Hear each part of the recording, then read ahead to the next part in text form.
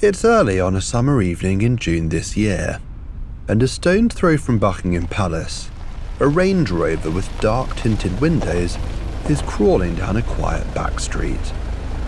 It pulls up outside a smart Georgian townhouse, and a bodyguard steps out. A burly former Royal Marines commando with slicked-back hair and a beard, who's been seen crisscrossing the country with one Nigel Farage since his return to frontline politics. He walks to the back of the car and opens the door for the VIP waiting inside. But the man who gets out isn't the Reform UK leader.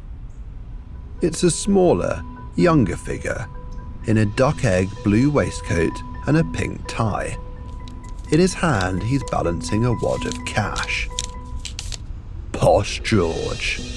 The convicted criminal has spent the day at Royal Ascot watching the horses. Arriving back at the property he rents, like other nights this week, George takes the keys from the bodyguard and disappears inside, shutters closed. We've been told George pays protection staff around £100,000 a year.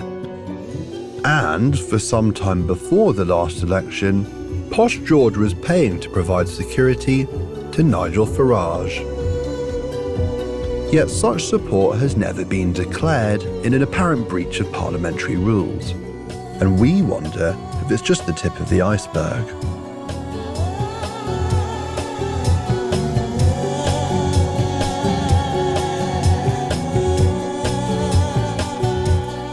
I'm Gabriel Pogrund. I run the Insight Investigations team at the Sunday Times, and together with my colleagues Venetia Menzies and Emanuele Midolo, we've spent the last few months trying to understand just how a convicted fraudster with no official role in Reform UK has worked his way into the heart of British politics, standing by the man who could win the next election. But first, needs to win his seat back in Clacton.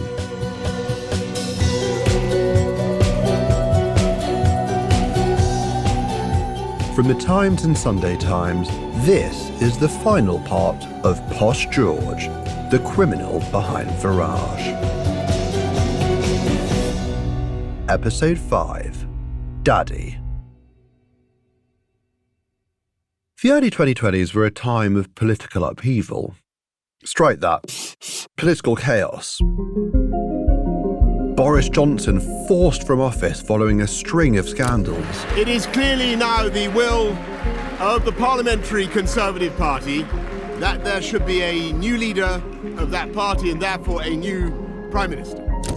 Liz Truss lasting just 7 weeks as Prime Minister. We've agreed that there will be a leadership election to be completed within the next week. And the Conservatives hemorrhaging councillors at the local elections under their next leader, Rishi Sunak. The southeast, the southwest, Midlands, the north, you're losing everywhere. Prime Minister, why is that? It's always disappointing to lose. And by the spring of 2023, Nigel Farage found himself at a crossroads. On one hand, it might have seemed he'd left frontline politics behind. He launched his own brand of gin, was finding his feet as a political commentator and presenter on the upstart GB News. Frankly, I think they deserve pretty much everything that's coming to them. He was clearly enjoying attacking the Tories from the sidelines. On the other hand, Farage was the honorary president of Reform UK, the party he'd set up in 2021, and which he'd structured as a company, in which he held a majority of shares. He was facing calls to return full-time to the rough and tumble of political life. As Sunak's party plummeted in the polls, there was clearly an opportunity among right-wing British voters. And, with no obvious date for the next general election, Nigel Farage had time to decide what to do. So, he turned to someone for help, a trusted advisor who'd now been by his side for almost a decade. Posh George. Sources tell me that together the pair agreed that whatever came next, Farage needed to professionalise his operation and bolster his brand. George would pay. We at Insight, the Sunday Times investigations team, can reveal the 32-year-old began to fund Nigel Farage's back office, providing Farage with security, drivers, and hiring and paying a team of professionals to support him. One of those who started working for Farage and who was paid by Posh George was Tom Dupre, a writer who once upon a time was sacked from his job at Credit Suisse for belonging to the far-right youth organisation Generation Identity. He created a website for Farage, NigelFarageOffice.com. Another who joined, starting in August 2023, was a young right-wing activist from Liverpool called Jack Anderton. Britain is a shadow of its former self. We are no longer the richest country. In terms of GDP, the recent graduate was making videos of himself dressed in black, staring down the lens and conveying his views on housing and immigration. The British people deserve more. You deserve more. Posh George started paying Anderton a salary, equivalent to £54,000 a year, to become Farage's social media manager and videographer. The 62-year-old's online presence changed instantly. What had been grainy footage of Farage out and about, recorded by holding a phone at arm's length. Well, it's finally come home. It took the women's team to do it. Yeah, I'm going out of a Cornish harbour. We're after the big tuna. I could be out of range for much of a suddenly had backdrops, lighting, captions. There were more videos than ever, with snappy scripts about hot-button issues. Your generation paid the price for lockdown. School was ended, uni was ended. We issued last year 1.4 million visas. That number is completely out of control. Farage was positioned as a cultural commentator, discussing everything from migration to education to net zero to wokeness. The whole thing is ludicrous. I promise you one thing, folks, I would never do this to you. Then, in November, Nigel Farage announced he'd be appearing on the ITV reality show I'm a Celebrity. Posh George had asked one of his exes, former Queen of the Jungle Georgia Toffolo, for advice when he helped negotiate an appearance fee worth £1.5 million. As Farage was doused in cockroaches and mealworms, back in London, the staff George was funding were on hand to clip up the highlights. I'm too sexy for my love, too sexy for my love. Love's going to leave me. Whether you like me or loathe me, I want you to vote to keep me in the jungle. Farage would finish third and begin 2024 as one of the most popular politicians in the country, a dominant presence able to reach audiences most MPs would dream of. A few months later, earlier today, I spoke with His Majesty the King to request the dissolution of Parliament. A rain-soaked Rishi Sunak stood outside Downing Street, surprising everyone with the timing of a snap election. Initially, Nigel Farage told the media he wouldn't stand in the contest. The bad news, Mr. Sunak, is I'll be out round the country, fighting, campaigning, appearing on media. Instead, as Reform's honorary president, he'd travel around Britain as the party unveiled their candidates, discussing their manifesto, geeing up the party faithful, and asking for donations. If you believe in what we stand for, click that donate button and help us.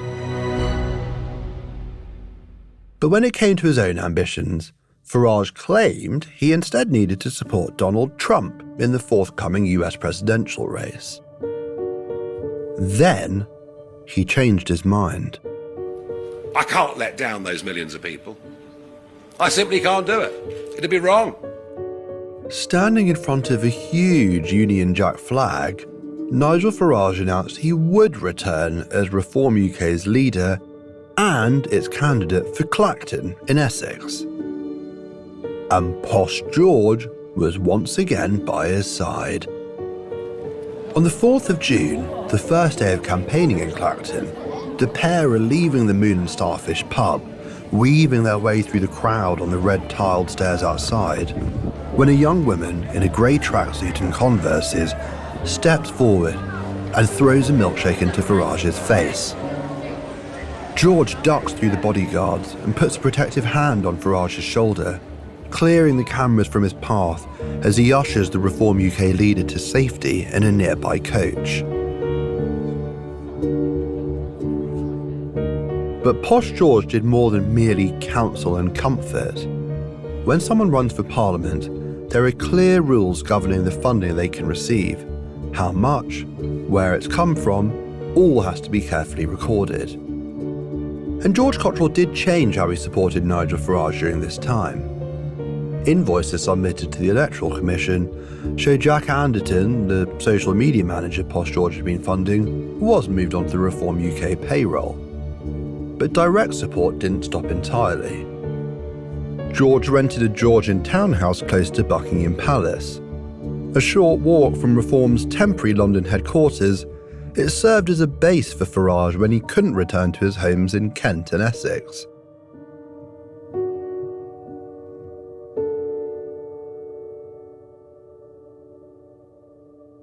Labour won the election. A Labour landslide and then some. But Reform UK won the third largest vote share, and the news of Nigel Farage winning a seat in the House of Commons on the 8th time of trying was everywhere. He finally becomes a member of Parliament, and this matters because... From this point, the clock starts ticking. Because parliamentary rules state that new MPs have a month to report any benefit worth over £300 that in any way relates to their political activity in the year prior to the election. There is an exception for purely personal gifts, such as, the rules state, partners or family members. So, if your husband gets you a box of chocolates, or your mum buys you a ticket to see your favourite band play at Christmas, that's fine. But the rules are clear. If you're in any doubt, you should declare it. And almost none of Posh George's support for Nigel Farage was. Reform UK say this is because prior to the 3rd of June 2024, when he said he would run in Clacton, Nigel Farage was purely a media personality and personal brand, wholly unconnected to politics. Although in the videos Jack Anderton produced, while he was still being paid by Posh George, Farage not only discussed political issues... We're a week in, and despite every attempt to crush the Reform UK vote, it's not happening.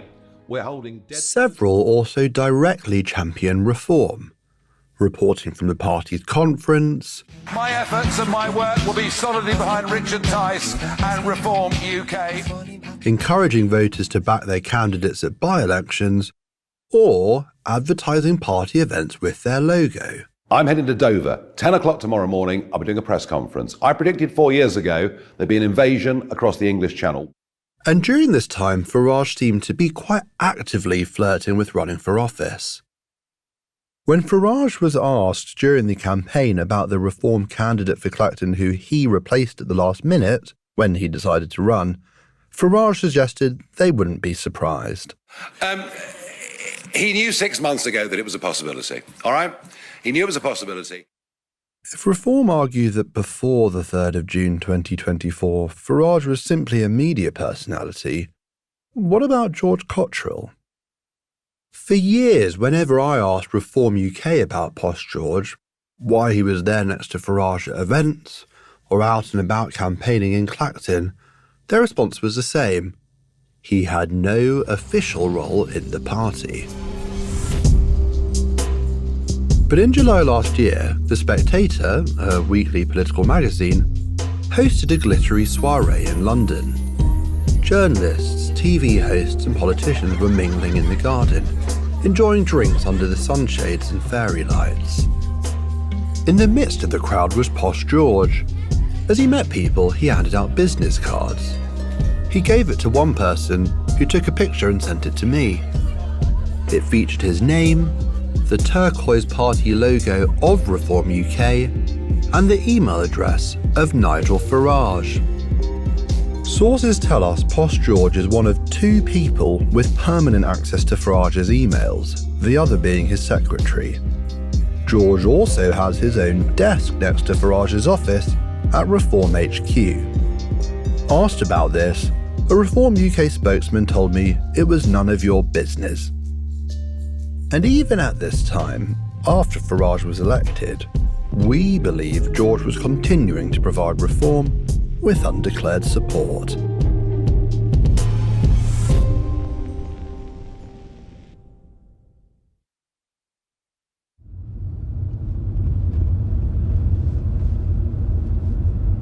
So, I'm just driving down a country lane in, countryside in Worcestershire on my way to the cottage that the Honourable Mrs. Fiona Cottrell, Posh George's mum, calls home. I mean, it is an absolutely stunning day and stunning scenery. There's thatched roofs and old stone fences and avenues of trees. Swallows flit across the road as we drive. I'm here because last June, the Electoral Commission revealed that George's mother, Fiona Cottrell, had donated £750,000 to Reform UK over the previous year, which instantly made her one of the party's biggest donors. Fiona Cottrell's the aristocrat who posed nude for Penthouse magazine and dated Prince Charles. But a contribution of £750,000 seems to contrast with legal documents we've seen, which give us a very different portrayal of her finances. The papers from 2023 describe Fiona Cottrell as a retired stylist. And they show that when her husband, George's father Mark, died that year, his entire estate, administered by Mrs. Cottrell, was valued at around £1.5 million. That means Fiona, who has no prior history in politics, donated 50% of the value of her husband's entire estate from cash to assets shortly after his death. The Electoral Commission has repeatedly refused to disclose any records about the payment. This is what I'm hoping to ask her about. Hello, is that Miss Cottrell? Yes. Mrs. Cottrell, hi. I hope you don't mind me ringing out of the blue. My name's Gabriel. I'm a journalist for Sunday Times. I wonder if I might be able to borrow a few moments of your time. I'm just explaining who I am through the video doorbell when Mrs. Cottrell almost interrupts me to say, I'm very sorry. I've got no comment to make on anything. Thank you. Oh, thanks. I was struck that she didn't ask any questions about what I was hoping to discuss. I do want to respect that, and I think that in those moments it's not my style to try and push anybody further than they've said their wish to go. Somebody has learned who and what you are, and their position is, I don't want to say anything. There's no conversation about a conversation, this is over. I didn't even get to ask about the £750,000 donation. We at the Insight team can now reveal that the Metropolitan Police is conducting a criminal investigation into at least £500,000 of Fiona Cottrell's donations. 2 people have been interviewed under caution in connection with the potential offence of disguising the source of funds or making false statements. Those are reportedly George and his mother, Fiona Cottrell. After we approached Fiona Cottrell, The Guardian newspaper also revealed that she'd paid the deputy leader of Reform UK, Richard Tice, a £1 million sum deposited in his think tank, Britain Means Business, in June 2024. Half of that was immediately donated to Reform UK, meaning her name didn't appear on the party's public declarations to the Electoral Commission. The Guardian revealed the transaction was flagged to the National Crime Agency under the Suspicious Activity Programme, which alerts law enforcement to potential instances of money laundering. These alerts aren't evidence any crime was committed, but they're something banks are required to do when it cannot account for the source of large deposits. We've also approached Fiona Cottrell in writing. She's never responded.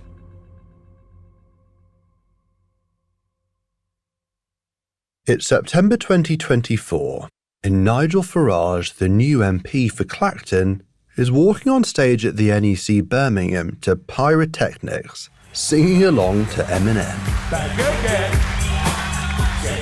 He's giving a speech at the Reform UK conference, and he starts with a joke, taking out his glasses ostentatiously.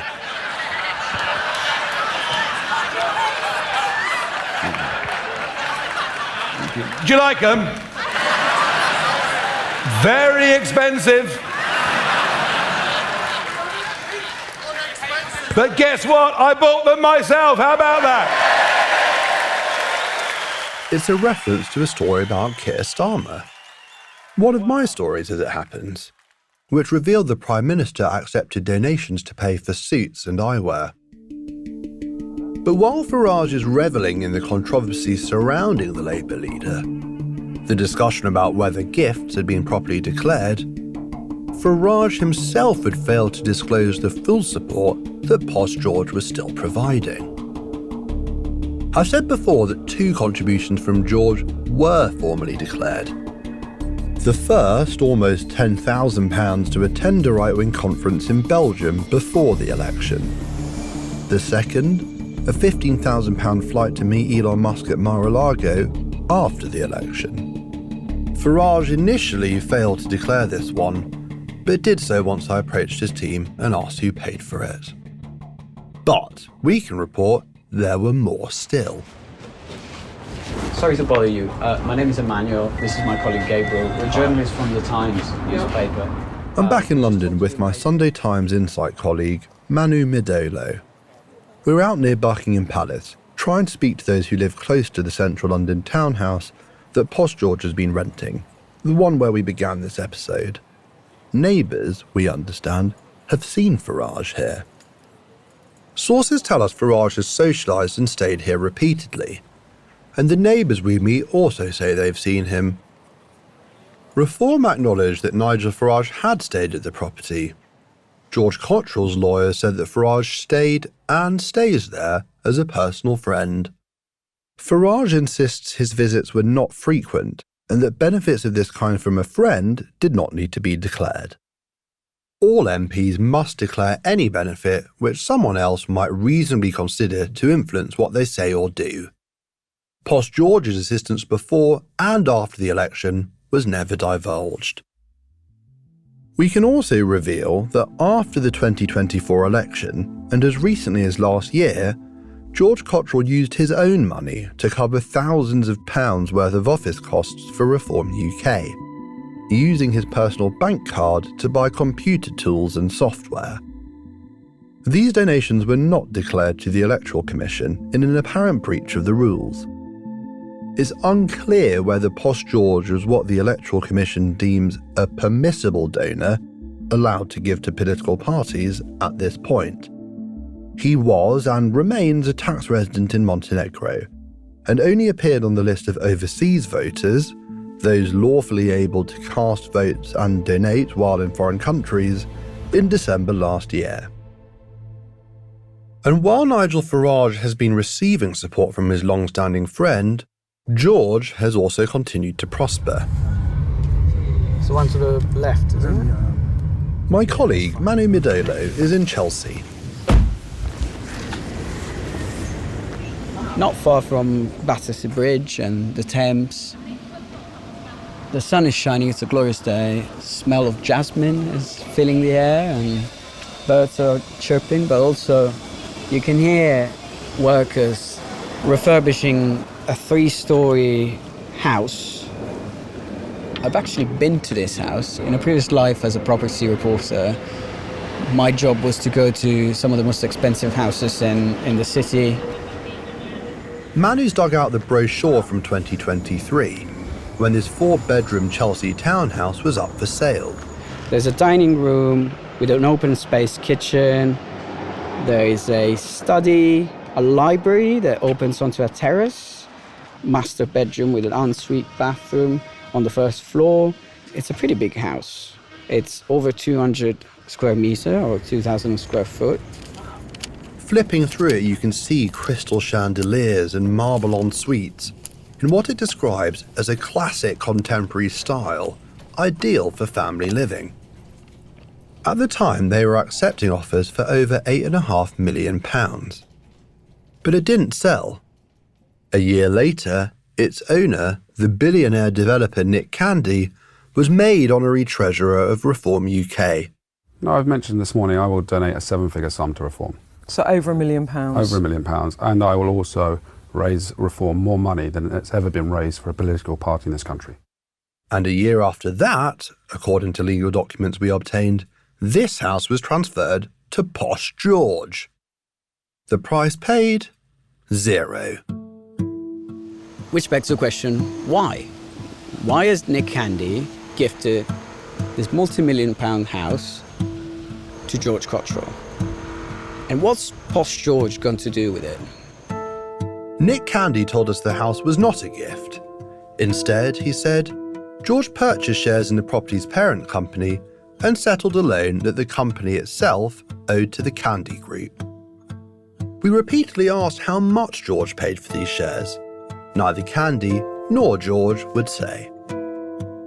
In any case, this account does contrast with the documents we've seen, because they state clearly that the parent company is no longer the owner of this 4-bedroom townhouse in Chelsea. It's just Posh George. The Sunday Times has a decades-long record of investigating powerful people. In that tradition, this weekend, the paper's inside editor Gabriel Pogrund reported how Nigel Farage, the leader of Reform UK, received help from a convicted fraudster. We made this podcast series at the same time as publishing our journalism in the newspaper. It's fair to say when we pressed go on both, we weren't quite expecting this reaction. Did Nigel Farage stay in that townhouse that's being rented by George Cottrell? I believe Nigel has said that he stayed a couple of times there, very infrequently, as you're allowed to. The Sunday Times alleged some gifts, like paying for a social media team, predated Nigel Farage's return to Parliament.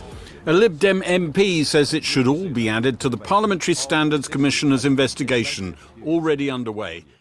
Nigel Farage has been referred to the Parliamentary Standards Committee, which he says is investigating him over Cottrell, as well as the Electoral Commission, adding to the inquiries already taking place into the £5 million he received from the British-type crypto billionaire Christopher Harborne. I've thought about it hard, and I've decided today I will resign as a Member of Parliament for Clacton-on-Sea, thereby forcing a by-election. And then Nigel Farage resigned, so he could once again run to become the MP for Clacton. I've decided that the people of Clacton should be the judges of my actions. This will be a people versus the establishment by-election. It's a chance to stick 2 fingers up to the entire establishment. The Parliamentary Standards Commissioner's inquiry into whether Farage has breached the MP's code of conduct has been suspended, but it will be restarted if he wins the by-election. Within hours, Labour, the Conservatives, the Lib Dems and Restore Britain said they won't be standing in the by-election, dismissing it as a circus, a fake by-election and a vanity project. Is this a genius masterstroke by a brilliant tactician or a desperate stunt by an angry man that could backfire? For now, it's left Farage in a most peculiar position, out-campaigning against none of the other major parties. His closest challenger, the satirical candidate, Count Binface. What is your appeal going to be to the people of Clacton? Well, I'm not Nigel Farage.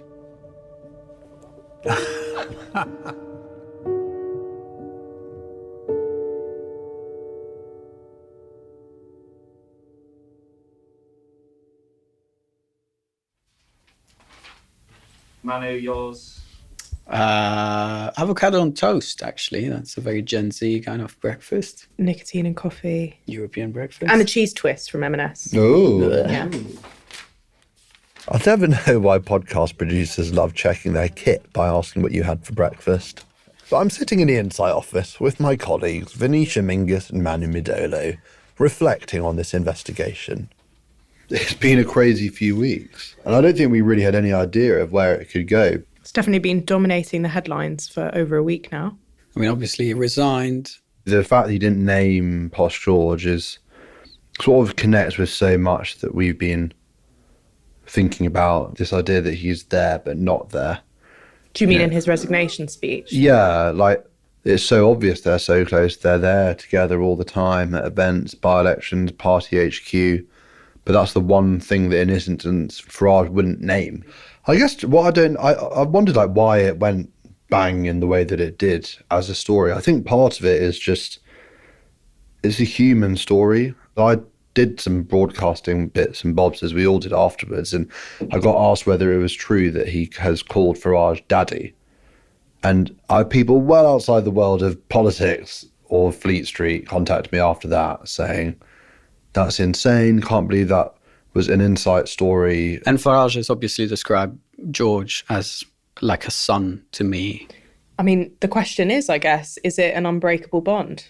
In so many ways, this is a different story to Westminster funding tales, where politicians come to know donors and rely on them, and you've met them at receptions, and they may have even had them over to Downing Street, but they don't actually know them that well. Whereas that actually is what this is. It is the essential relationship in George's life, and notwithstanding Farage's own romantic partner, Cottrell is the through line throughout his own story over the last 10 years. So I guess the interesting thing is that he didn't ditch him even after he went to jail. So why should he do it now? Yeah. What have our sources been saying about that bond? Yeah, I guess one source says something which stuck with me, which was that it is not just a political alliance. And if we do purely examine it through the prism of Westminster and Brexit, you just will fall so short of what it is about as well, which is something deeper that Farage actually relies upon. This person said it is existential for Farage. He's not been able to do without him for a decade. And some people use phrases like servile, that it's a master-servant relationship, but it's also sonly. It's quite a practical relationship. He's a staffer, a consigliere, a side man. It's so many things in one. I honestly suspect you would need to ask George and or Nigel Farage to truly understand why it has ended up assuming so much significance to the Reform UK leader. We've had a huge reaction to this story, and the leads are still coming in. We can't say much more at the moment, but just before we recorded this, I was on the phone with a potential source, and we'll continue to investigate and bring you any updates. And if you'd like to get in touch with some information, you can email us at insight@sunday-times.co.uk. Or you can send us a message directly. We're going to put our number and all the details in the description of this episode. As journalists, we're not here to judge whether rules have been broken or not. We're here to ask questions. And I said at the start of this series, this story is about so much more than rules and regulations anyway. It's about friendship, the loneliness of leadership.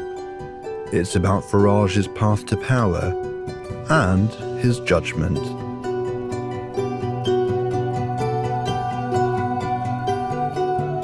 Recently, George Cottrell's created a new political consultancy, purporting to offer campaign advice, polling, and strategy. The motto on the website of Farage's right-hand man, reputation is built brick by brick.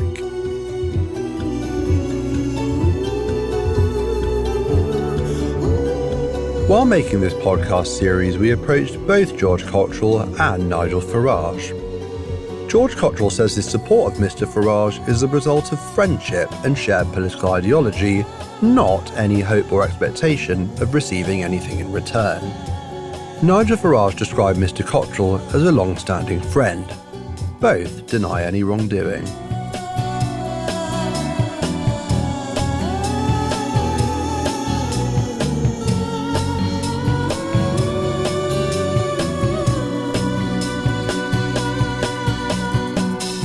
You've been listening to Posh George, the criminal behind Farage, with me, Gabriel Pogrund, along with Venetia Menzies and Emanuele Midolo.